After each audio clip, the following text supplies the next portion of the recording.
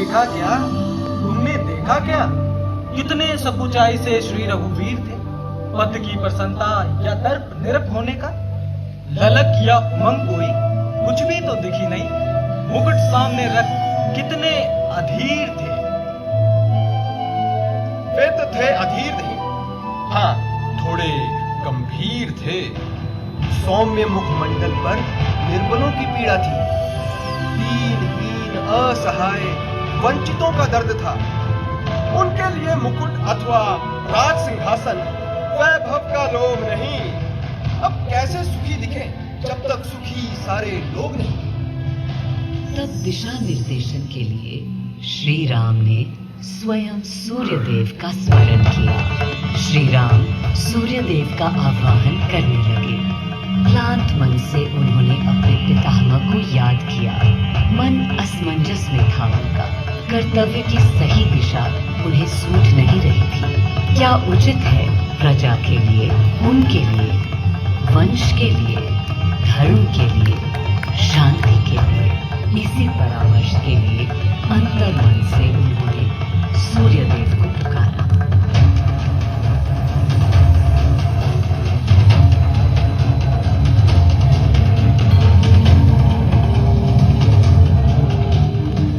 मैं अयोध्या पवित्र से पवित्रतम हो गई हूँ। आज स्वयं श्री राम ध्यान रखें, मर्यादा पुरुषोत्तम आवाहन कर रहे हैं। उन सकारात्मक शक्तियों का संचार कर रहे हैं जो उन्हें, मुझे और मेरे यानी अयोध्या के हर निवासी को अनंत काल तक सही दिशा दिखाएंगी।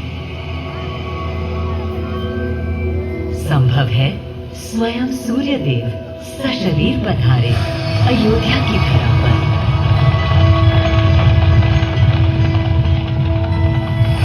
और देखो, श्री सूर्यदेव आने को हैं।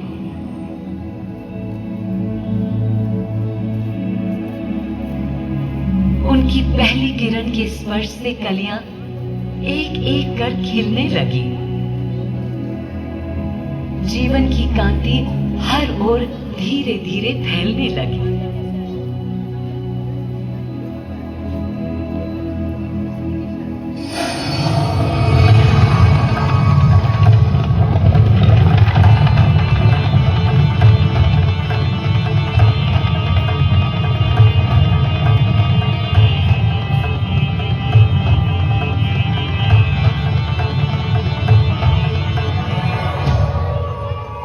कितना अनोखा दिन है।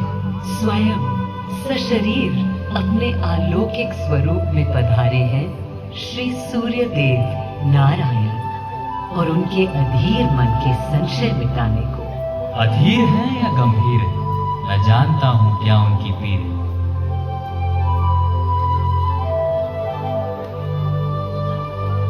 माँ कौशल्या को प्रणाम। कहाँ है राम?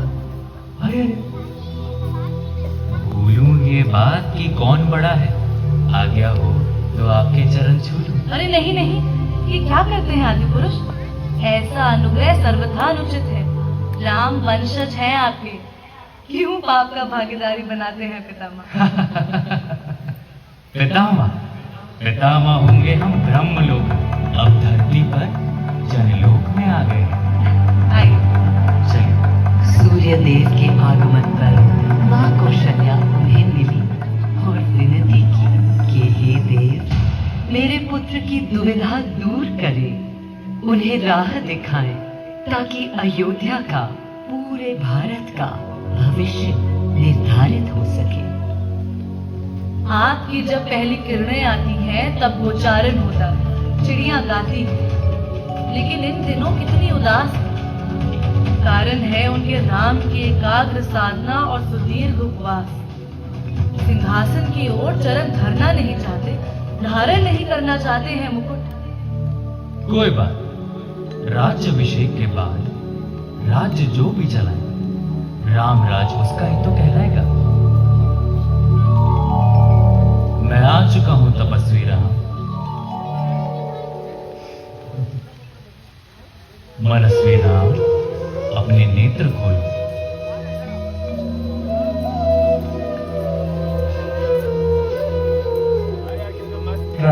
पितामह प्रणाम। प्रणाम मेरे राम, प्रणाम। पितामह, राम राज्य क्या है?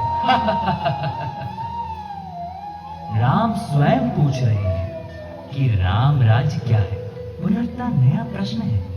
अभी तो आप कह रहे थे जो भी मैं चलाएगा। कह रहा था कि राम राज्य में राम के लिए भी विधान होंगे। आदिदेव, कुछ अनुमान तो मुझे है, लेकिन अब आप बताइए क्या विधान है।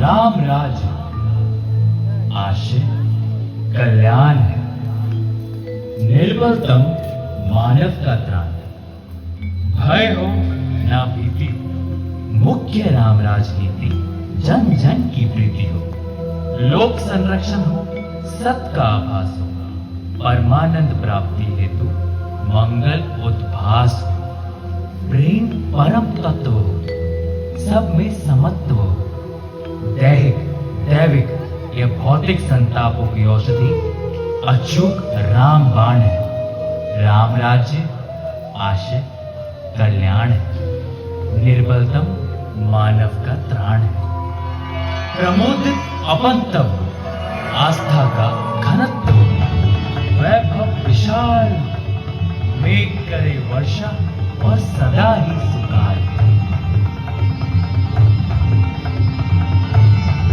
दिशाएं सब मस्त हो, जनपद ही स्वस्थ हो, उपद्रव ना ही और ना कोई आतंक हो,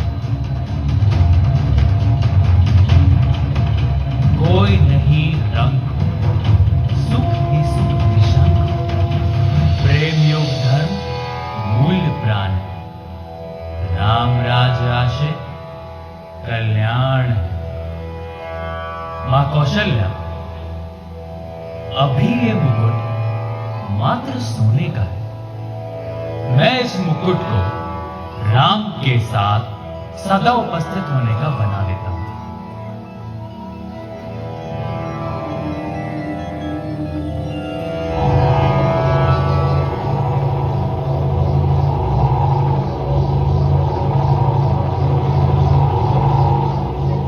स्वयं सूर्यदेव ने मेरी यानी अयोध्या की धरती पर श्री राम को राम राज्य का वर्णन सुनाया, उसका आधार रखा और उनके मुकुट को अपनी रश्मियों से आशीर्वाद दिया। श्री राम के नेतृत्व में हर ओर खुशहाली, प्रेम, शांति और संयम फैला। हर ओर रोशनी, प्रकाश और जीवन का संगीत गूंजने लगा। राम राज्य का पथ दर्शाकर चल दिए सूर्यदेव पुनः अपने लोक, ताकि अनंत काल तक अयोध्या ही नहीं पूरा विश्व उस शक्ति का संचार अनुभव कर सके। हर दिशा खिल उठी श्री राम के राम राज्य से। सूर्यदेव के स्पर्श से पावन हुई मेरी धरती, पर जहां उनका रथ रुका था वहां स्वयं यह कुंड बन गया। समय बदला, मेरा और इस कुंड का स्वरूप भी बदलता गया। स्कंद पुराण के अनुसार यह स्थल घोषार्क तीर्थ के नाम से भी जाना जाता है। जब प्रतापी राजा घोष यहाँ आए और उन्होंने ऋषियों को यहाँ स्नान करते देखा तो स्वयं भी किया, जिसके बाद उनका शरीर दिव्य, निरोगी और अलौकिक हो गया। और इसी कुंड के जल से उनकी काया भी कांतिमय हो गई। यहाँ की गई उनकी घोर तपस्या का तेज आज भी अनुभव किया जा सकता है। दिन बीते, साल बीते और फिर अनेकों सदियों के बाद राजा दशरथ सिंह यहाँ